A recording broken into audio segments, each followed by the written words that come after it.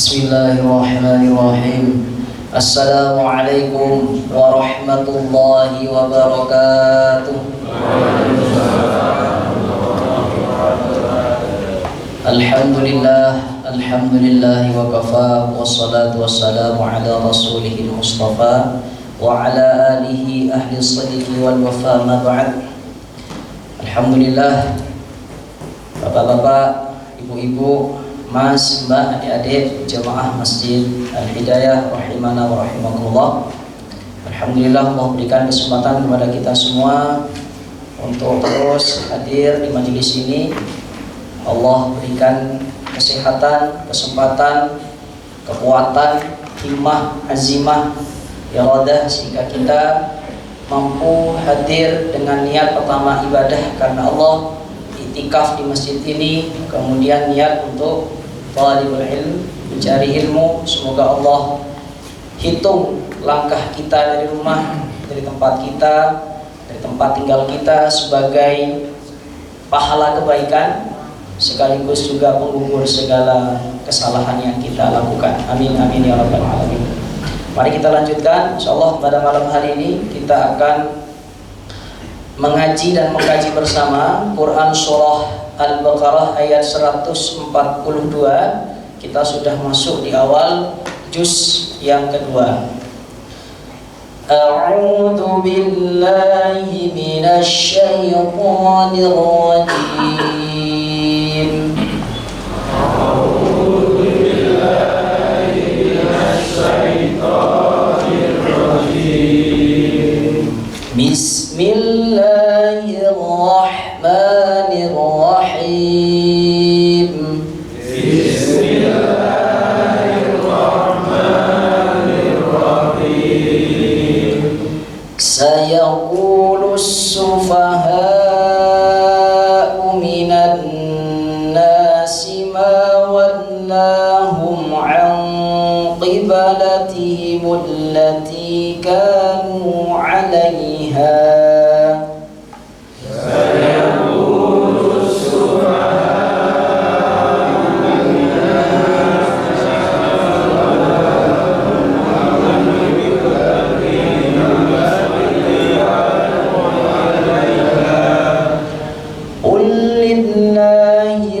المشرق والمغرب ولله المشرق والمغرب يهدي من يشاء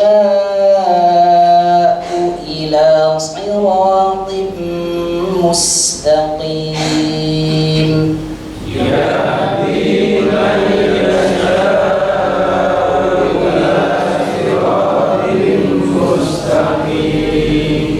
Sayaqulu akan berkata, as-sufaha'u orang-orang bodoh, minan nasi dari manusia, ma wallahum apa yang memalingkan mereka, ang qiblatihim dari kiblat mereka, allati kanu yang dahulu mereka, alaiha berkiblat kepadanya. Kul katakan Muhammad, lillahi milik Allah, al-masyriq wal maghrib arah timur dan arah barat, yahdi dan memberikan petunjuk, mayyasha'u siapa yang Allah kehendaki, ila siratim mustaqim kepada jalan yang lurus. Bapak, Ibu, jemaah Masjid Al-Hidayah, as'adakumullah. Malam hari ini kita akan membahas tentang Quran Surah Al-Baqarah ayat 142. Namun sebelum itu kita akan ulangi sedikit dari apa yang telah kita kaji dalam Quran Surah Al-Baqarah ayat 140 141. Dalam Quran surah Al-Baqarah ayat 141 kemudian 40 dan 41 kita dijelaskan, kita digambarkan oleh Al-Quran tentang bagaimana perdebatan, tentang bagaimana klaim dari orang-orang Yahudi dan orang-orang Nasrani yang mengklaim dan mengakui, yang menganggap bahwa Nabi Ibrahim alaihissalam adalah golongan agama mereka. Orang Yahudi mengatakan Ibrahim adalah agamaku, orang Nasrani mengatakan Ibrahim adalah agamaku. Namun Al-Quran secara tegas mengatakan bahwa Nabi Ibrahim bukan orang Yahudi, bukan orang Nasrani. Perdebatan ini kemudian dilanjutkan. Perdebatan ini kemudian berakhir selanjutnya kepada konflik-konflik berikutnya antara perdebatan orang-orang Yahudi, orang-orang Nasrani dengan Nabi Muhammad dan umat Islam di masa-masa awal. Nah, kemudian dalam Quran surah Al-Baqarah ayat 142 yang akan kita kaji pada malam hari ini, sayaqulus sufaha. Qila al-murad bis sufaha. Siapa as-sufaha? Orang-orang bodoh yang dimaksud dalam Al-Quran ini. Imam Ibnu Katsir menyampaikan bahwa yang dimaksud dari as-sufaha atau orang-orang bodoh adalah musyrikul Arab, orang-orang musyrik di Jazirah Arab atau di tanah Arab di masa Nabi Muhammad diutus. Qalahu Az-Zajjaj. Pendapat ini dari Imam Az-Zajjaj. Wakila ahbaru Yahud, yaitu orang-orang Yahudi. Nah, orang-orang Yahudi di sini oleh Imam Mujahid dianggap sebagai siapa yang dimaksud dengan as-sufaha atau orang-orang bodoh. Wakila al-munafikun. Imam As-Sadi mengatakan bahwa as-sufaha, orang-orang bodoh adalah al-munafikun. Wal ayat ammatun fi haula'i kulluhum wallahu a'lam. Dan Imam Ibnu Katsir setelah mengumpulkan pendapat dari Imam Mujahid, Imam Az-Zajjaj dan Imam As-Sadi, beliau menjelaskan bahwa ayat ini yang dimaksud as-sufaha adalah berlaku untuk semua kategori tadi, yaitu orang-orang musyrik, orang-orang Yahudi dan orang-orang munafik. Bapak Ibu as'adakumullah, kita tahu bahwa orang-orang munafik itu baru muncul di dalam tubuh umat Islam di fase Madinah. Karena di fase Mekah, Nabi Muhammad dakwahnya yang selama 13 tahun hanya mendapatkan sedikit pengikut. Pengikut Nabi Muhammad atau umat Islam, orang-orang yang memeluk agama Islam, kemudian menjadi besar ketika fase Madinah. Nah, di dalam besarnya umat Islam di fase Madinah ini muncul kategori baru, yaitu orang-orang munafik. Orang-orang munafik ini Bapak Ibu kebalikan dari orang-orang mukmin dan mukminah. Tadi kami baca di dalam sholat di rakaat pertama, kalau orang-orang mukmin dan mukminah ya'muruna bil ma'ruf wa yanhauna 'anil munkar wa yuqimunas shalah wa yu'tunaz zakah wa yuti'una Allah wa rasulah. Yang disebut mukmin mukminah dalam Quran surah At-Taubah ini adalah orang-orang yang mengajak kepada yang ma'ruf, kepada kebaikan, wa yanhauna 'anil munkar, dan mencegah orang lain untuk melakukan keburukan, wa yuqimunas shalah, dia menegakkan, menyempurnakan salat, wa yu'tunaz zakah, dan membayar zakat, wa yuti'una Allah wa rasulah, mereka adalah orang-orang yang taat, yuti'un, taat kepada Allah dan Rasulnya Nabi Muhammad SAW. Kebalikannya, di halaman sebelumnya, siapa orang-orang munafik? al-munafiquna wal munafiqat ba'duhum min ba'd. Kebalikannya, ya'muruna bil munkar wa yanhauna 'anil ma'ruf wa yaqbiduna aydiyahum. Orang munafik digambarkan dalam Al-Qur'an kebalikan dari orang mukmin dan mukminah, yaitu mereka yang mengajak kepada keburukan dan melarang orang lain untuk melakukan kebaikan. Wa yaqbiduna aydiyahum, dan menggenggam tangan mereka. Maksudnya apa kira-kira Bapak Ibu? Pelit. Menggenggam tangan mereka. Ini orang-orang munafik Bapak Ibu.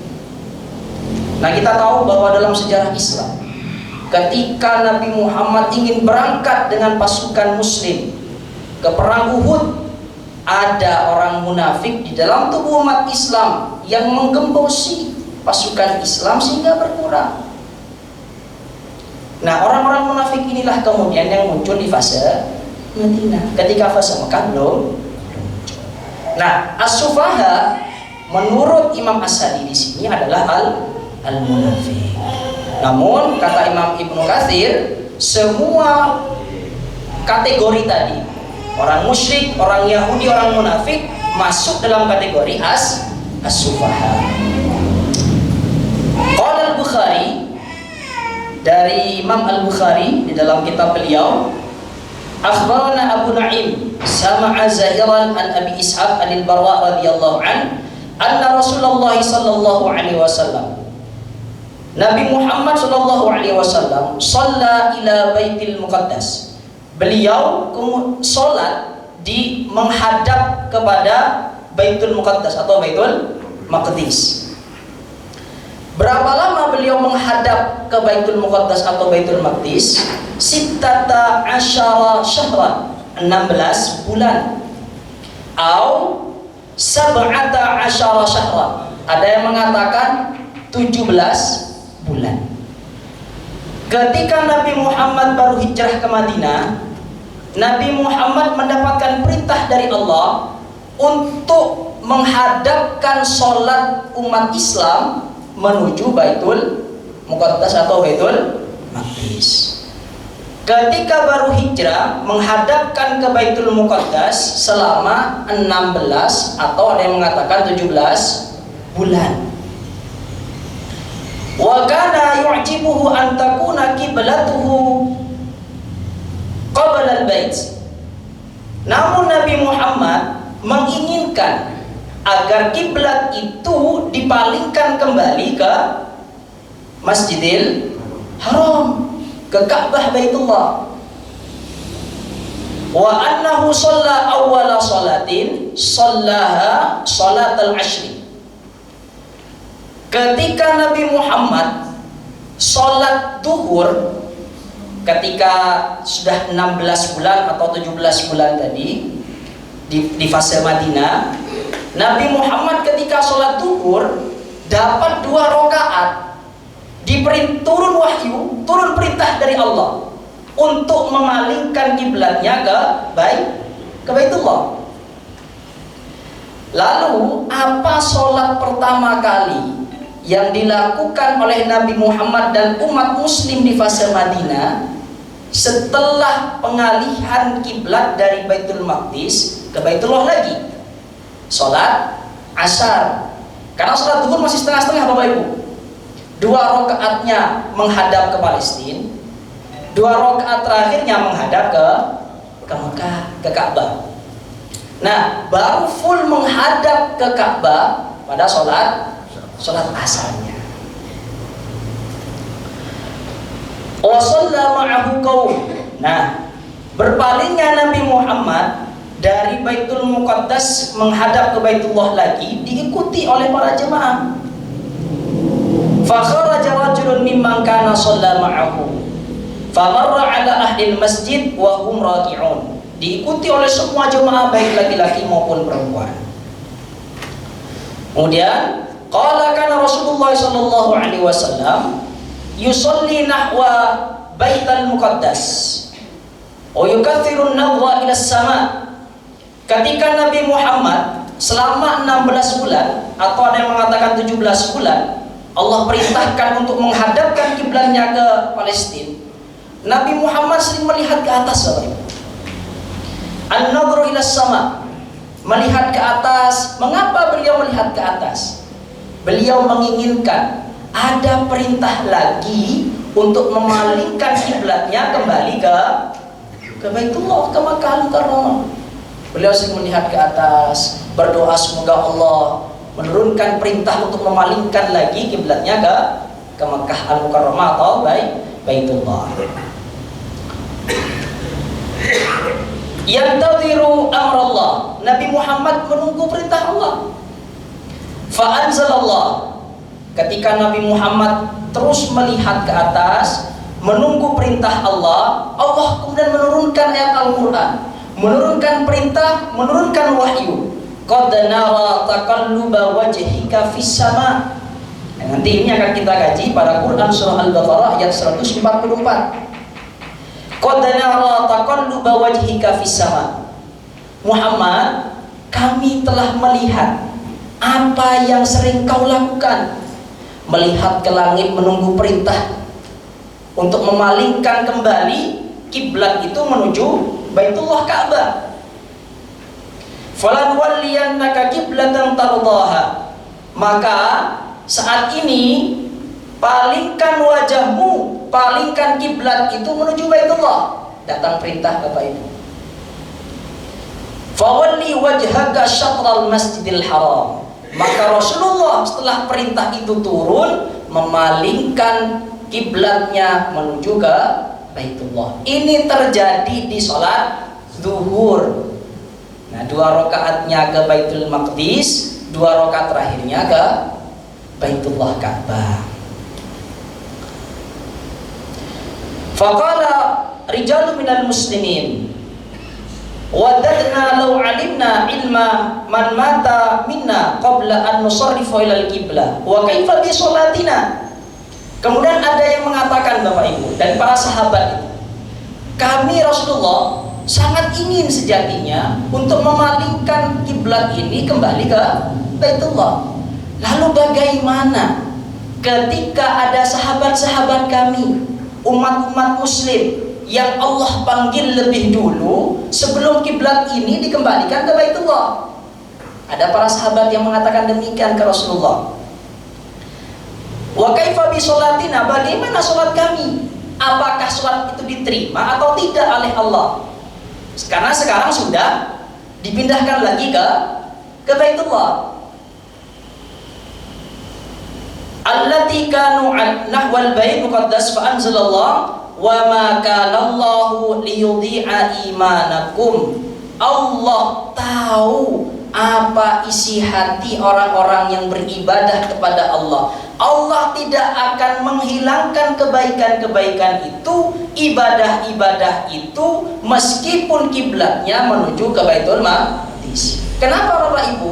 Karena baik Baitul Maqdis maupun Baitullah Ka'bah, dua-duanya diperintah oleh Allah. Jadi mau menghadap ke Baitul Maqdis atau menghadap ke Baitullah, Allah kemudian memberikan ketenangan kepada umat muslim di zaman itu bahwa ibadah-ibadahnya, ibadah para umat muslim di zaman itu tetap diterima meskipun ada peralihan kiblat. Wa qala sufaha'u minan nas. Nah, ketika ada pengalihan kiblat, orang-orang bodoh ini, orang-orang munafik, musyrik dan orang-orang Yahudi kemudian mengatakan, berkomentar Bapak Ibu, wahum ahlul kitab ma wallahum an qiblatihim allati kanu 'alaiha. Nah, orang-orang kafir, orang-orang munafik, musyrik Yahudi ini berkomentar, gimana sih agama Islam kok kiblatnya beda-beda, kok dirubah-rubah? Baru datang ke Madinah disuruh ke Baitul Maqdis, dapat 16 bulan 17 bulan disuruh pindah lagi ke Baitullah. Ini perintahnya kok berubah-berubah terus. Nah, komentar orang-orang Yahudi, munafik dan musyrik. Komentar-komentar inilah yang kemudian menurunkan Quran surah Al-Baqarah ayat 142. Direspon oleh Al-Quran, direspon oleh Allah terkait komentar-komentar orang-orang Yahudi musyrik dan orang-orang munafik. Karena di fase Madinah Bapak Ibu, ketika Nabi Muhammad datang ke Madinah, suku yang besar di Madinah pada waktu itu adalah orang-orang Yahudi. Orang-orang Yahudi besar. Meskipun ketika di awal Islam hadir di Madinah, Nabi Muhammad bukan hanya diperintah oleh Allah secara wahyu, kemudian turun wahyu untuk mengikat antara orang-orang umat muslim maupun dengan umat agama lain, tapi Nabi Muhammad mengikat persatuan itu dengan suatu piagam yang disebut piagam Madinah. Sehingga wahyu yang turun kemudian diikat secara politik menggunakan piagam Madinah. Dan ketika Nabi Muhammad hadir di Madinah pertama kali, Nabi Muhammad menguatkan dua kubu di internal umat Islam, yaitu antara kaum Ansar dan kaum Muhajirin. Ini dikuatkan Bapak Ibu di internal umat Islam, antara Muhajirin yang ikut hijrah Nabi ke Madinah dan Ansar penduduk lokal di Madinah, dikuatkan agar tidak terjadi gesekan internal.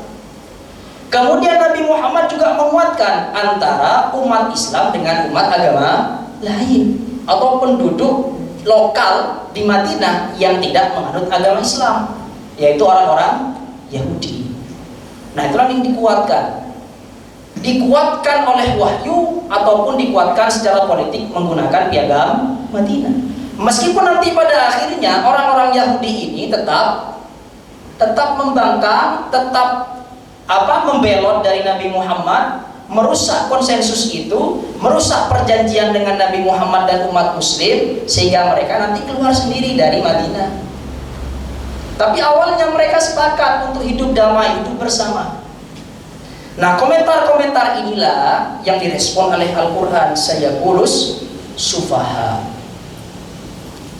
ilal akhiril ayat. Wa qala Ibnu Abi Hatim haddatsana Abu Zar'ah haddatsana Al-Hasan bin Atiyah haddatsana Ismail an Abi Ishaq anil Barra qala kana Rasulullah sallallahu alaihi wasallam qad shalla nahwa Baitul Muqaddas 16 atau 17 sahran. Seperti yang tadi disebutkan bahwa Nabi Muhammad ketika pertama kali ke Madinah, perintahnya menghadapkan kiblat ke Baitul Maqdis selama 16 atau 17 bulan.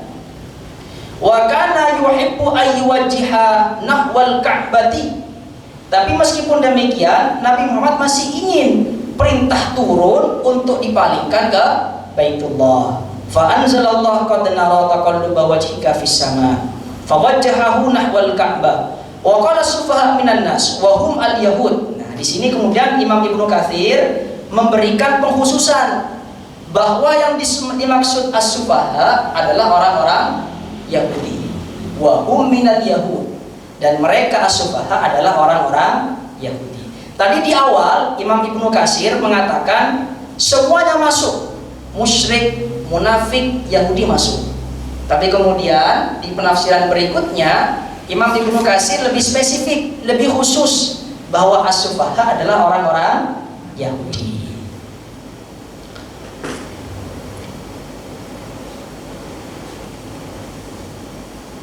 Ma wallahum an qiblatihim allati kanu 'alaiha.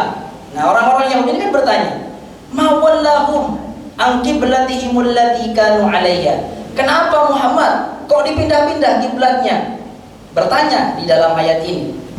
Fa anzalallah, kemudian Allah menurunkan lagi, qul lillahil masyriq wal maghrib. Katakan Muhammad kepada orang Yahudi yang bertanya itu, yang mereka bertanya kenapa kok dipindah-pindah, katakan bahwa arah barat maupun arah timur adalah milik Allah.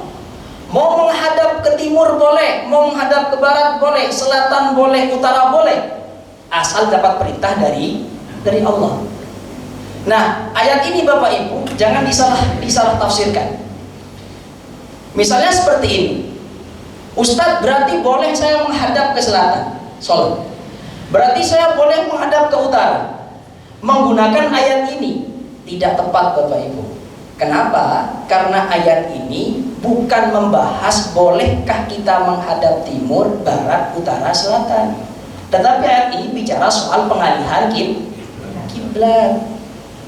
Meskipun dalam kondisi darurat, ketika kita tidak tahu arah mata angin, ada di hutan yang tertutup, di hutan lebat, kita tidak bawa kompas, tidak bisa menentukan ini selatan, barat, atau utara, boleh menggunakan ayat ini. Kita yakin di mana kiblatnya.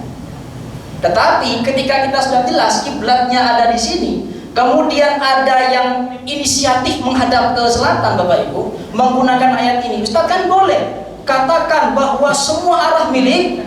Nah, itu sesat Bapak Ibu. Tidak bisa digunakan. Karena ayat ini membahas perubahan arah kiblat. Yang sudah jelas kiblatnya dari mana ke mana. Dari Baitul Maqdis ke Baitullah. Oke. Kemudian yahdi may yasha'u ila siratim mustaqim. Allah memberikan petunjuk kepada orang-orang yang berada di jalan, sehingga orang tersebut bisa menapaki jalan yang lurus. Wa qala Ali bin Abi Talhah an Ibnu Abbasin anna Rasulullah sallallahu alaihi wasallam lama hajara ilal Madinah. Ketika Nabi Muhammad berhijrah ke Madinah, amarahullahu ayyastaqbila Baitul Muqaddas. Ketika baru hijrah, turun perintah untuk mengalihkan kiblat ke Baitul Maqdis. Fa farahat al-yahud. Nah, ketika Nabi Muhammad diperintah untuk menghadap Baitul Muqaddas, yang bahagia siapa Bapak Ibu? Fa farahat al-yahud, orang-orang Yahudi. Nah, pelin-pelan kan Islam. Ini orang-orang Yahudi, mereka bahagia karena turun perintah untuk menghadapkan Baitul Maqdis kepada kiblatnya ke Baitul Maqdis atau Baitul Muqaddas. Karena kita tahu bahwa Baitul Maqdis atau Baitul Muqaddas merupakan tempat yang menjadi titik temu tiga agama besar: Islam, Nasrani, Yahudi. Kita tahu dalam buku-buku yang pernah kita baca bahwa agama samawi atau agama yang turun dari kitab suci dari langit, dari Tuhan, dari Allah, itu ada tiga Bapak Ibu: Islam, Yahudi, Nasrani. Namun kata guru kami ketika kami di Jawa Timur, agama Yahudi dan agama Nasrani itu sudah tidak bisa dikatakan agama samawi Bapak Ibu. Kenapa? Karena agama Yahudi itu bernisbat kepada manusia. Yahudi ini nisbat ke nama orang Bapak Ibu. Siapa? Yahuda.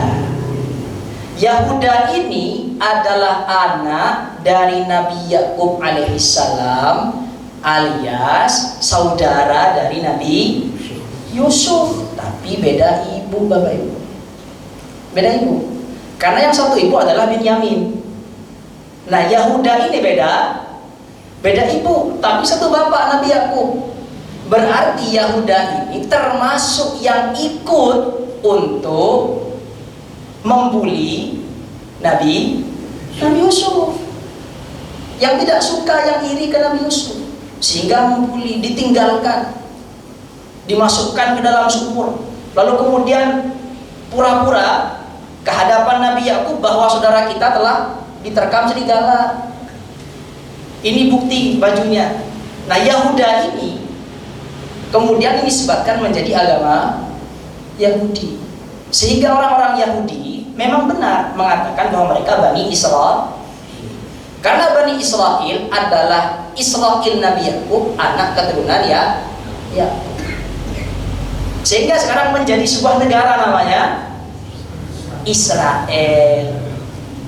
Berarti Israel itu mereka mengaku bahwa mereka adalah keturunan Nabi Yakub. Kenapa? Karena mereka beragama Yahudi atau Yahuda, anak dari Nabi Yakub.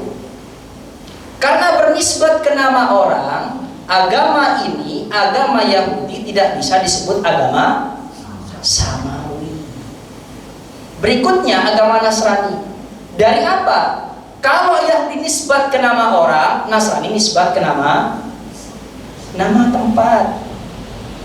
Apa nama tempatnya Ibu? Nazaret. Ada di mana sekarang? Di Israel sana. Nazaret ini adalah tempat kelahiran Nabi Isa alaihissalam. Tepatnya di Baitul Lahmi, atau sekarang menjadi nama kota, yaitu Bethlehem. Aslinya dari bahasa Arab Baitul Lahmi. Nah, Nazaret ini kemudian diambil sehingga menjadi Nasrani. Satunya nisbat ke nama orang, yang satu nisbat ke nama tempat. Sehingga dua-duanya, kata guru kami, tidak layak lagi disebut agama Samawi, Bapak Ibu. Nah, hanya Islamlah yang kemudian masih layak, masih dan sangat pantas, satu-satunya agama yang masih bertahan sehingga saat ini yang disebut agama Samawi. Kemudian dikuatkan oleh kitab sucinya yang tidak pernah berubah, Bapak Ibu, hingga akhir zaman nanti. Allah jaga kitab suci Al-Quran dari segala bentuk perubahan. Kita lanjutkan. Fastaqbalaha Rasulullah sallallahu alaihi wasallam bid'ata asyara syahran.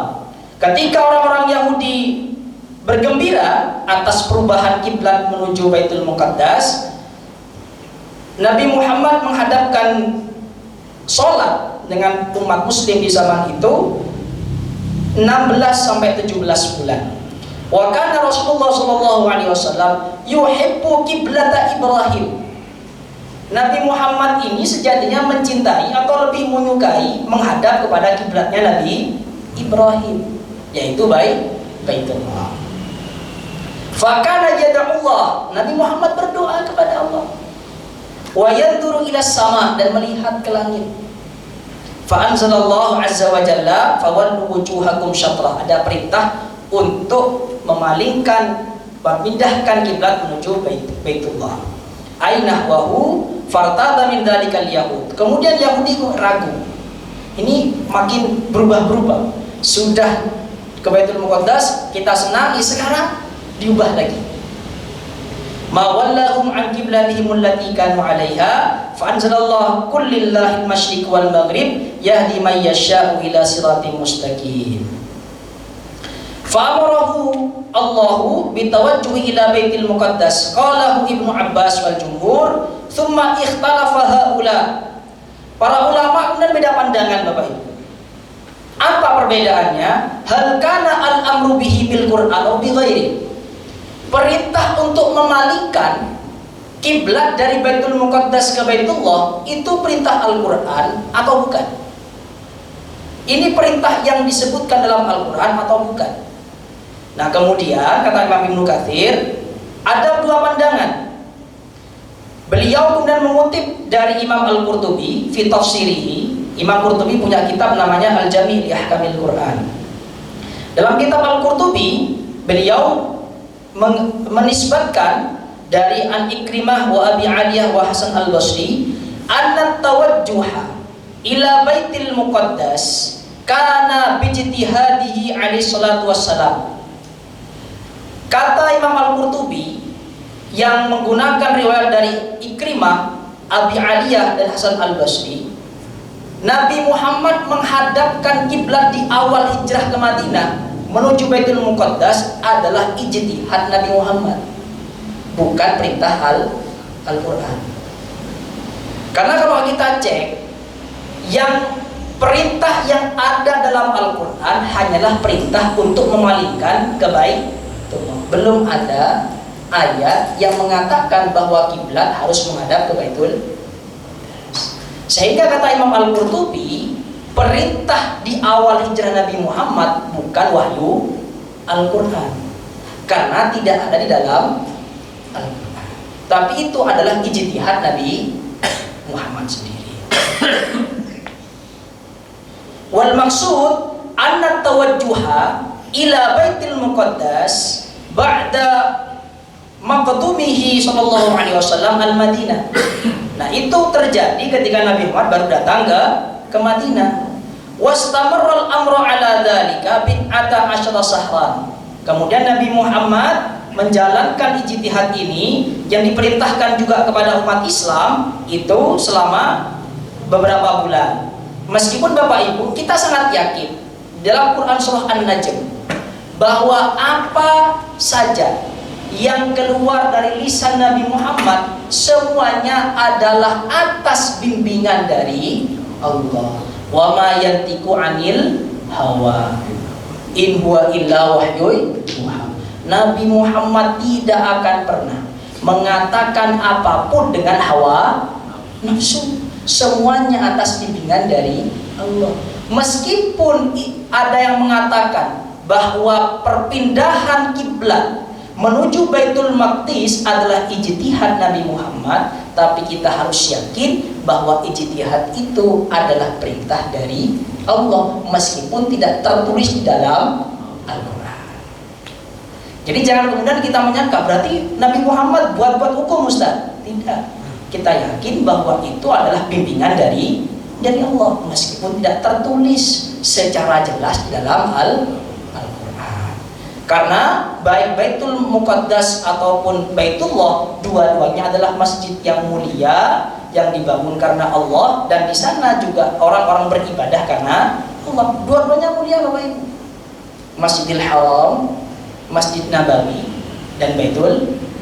Semoga kita bisa ketiga masjid ini, amin. Wal maksud wa kana awwalu sholatin shallaha ilaiha sholatul ashri, salat asar yang pertama kali. Kemudian ada peristiwa menarik Bapak Ibu. Wa dzakara ghairu wahidin minal mufassirin wa ghairuhum anna tahwil al-qiblah nazala ala Rasulillah wa qad shalla rak'ataini min adh-dhuhri. Ketika ayat ini turun, perpindahan ini Nabi Muhammad sedang sholat duhur. Wa dzalika fi Masjid Bani Salamah. Ketika itu Nabi Muhammad sholat di Masjid Bani Salamah. Fasumiya masjid kiblatain. Bapak Ibu yang sudah pernah haji atau umroh, kita pernah diajak untuk ke Masjid Kiblatain.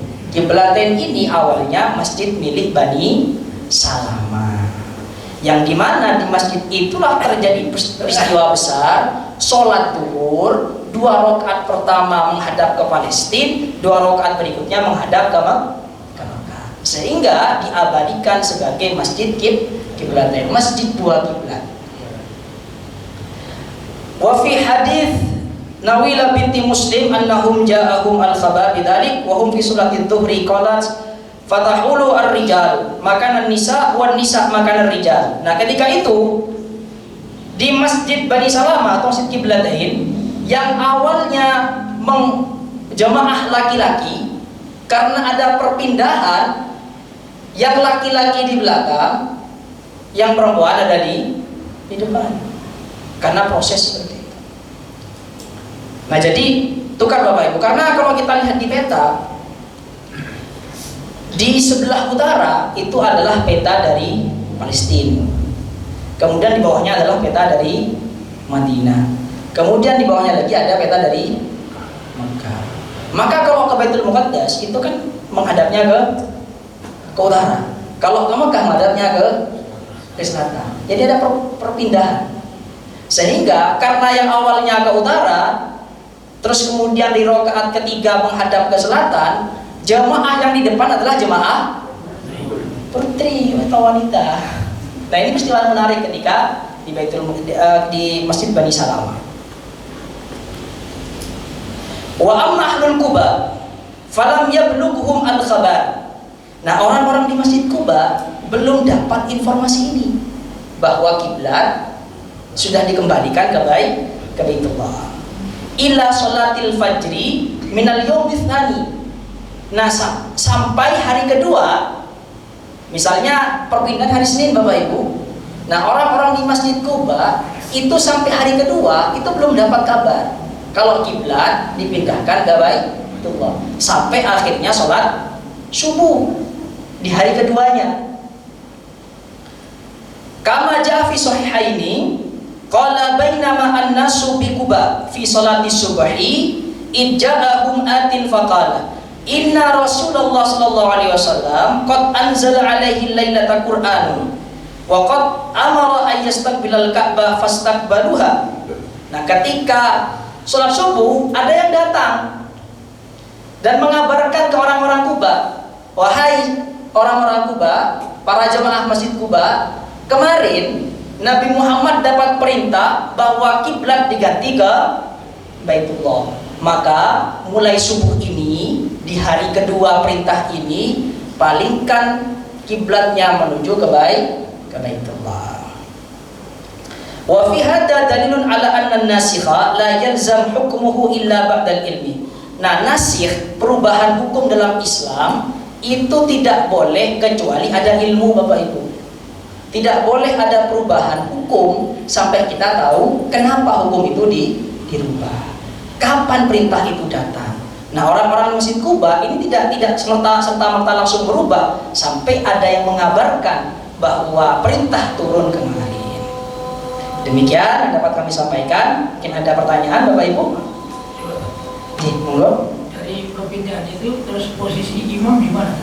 Perpindah. Jadi kan yang sebelah di depan, kemudian menjadi yang putri di depan. Nah, posisi imam terus gimana? Ada di belakang, Bapak.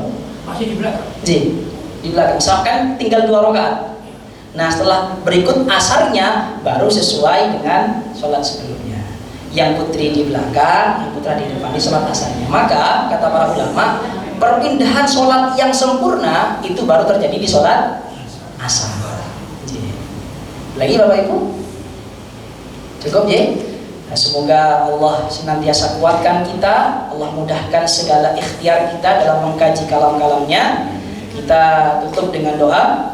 A'udzu billahi minasyaitonir rajim. Bismillahirrahmanirrahim. Hamdan syakirin hamdan na'imin wa minka fi mazidan. Rabbana lakal hamdu kama yanbaghi li jalali wajhikal karim wa 'azimi sultanik. Allahumma shalli ala Muhammad wa ala sayyidina Muhammad. Allahumma shalli ala Muhammad wa ala ali Muhammad. Rabbana ighfir lana dhunubana wa li walidayna warhamhuma kama rabbayana shighara. اللهم ارزقنا فهم النبيين وحفظ المرسلين والهام الملائكة المقربين برحمتك يا ارحم الراحمين. اللهم اغننا بالعلم وزينا بالحلم واكرمنا بالتقوى وجملنا بالعافية. اللهم اجعلنا واهلنا واولادنا وتلاميذنا وتلميذاتنا من اهل العلم واهل الخير، من اهل القرآن، من اهل القرآن، من اهل القرآن، ولا تجعلنا واياهم من اهل الشر والطيب برحمتك يا ارحم الراحمين. ربنا آتنا في الدنيا حسنة وفي الآخرة حسنة وقنا عذاب النار. سبحان ربك رب العزة عما يصفون وسلام على المرسلين والحمد لله رب العالمين ببركة الفاتحة.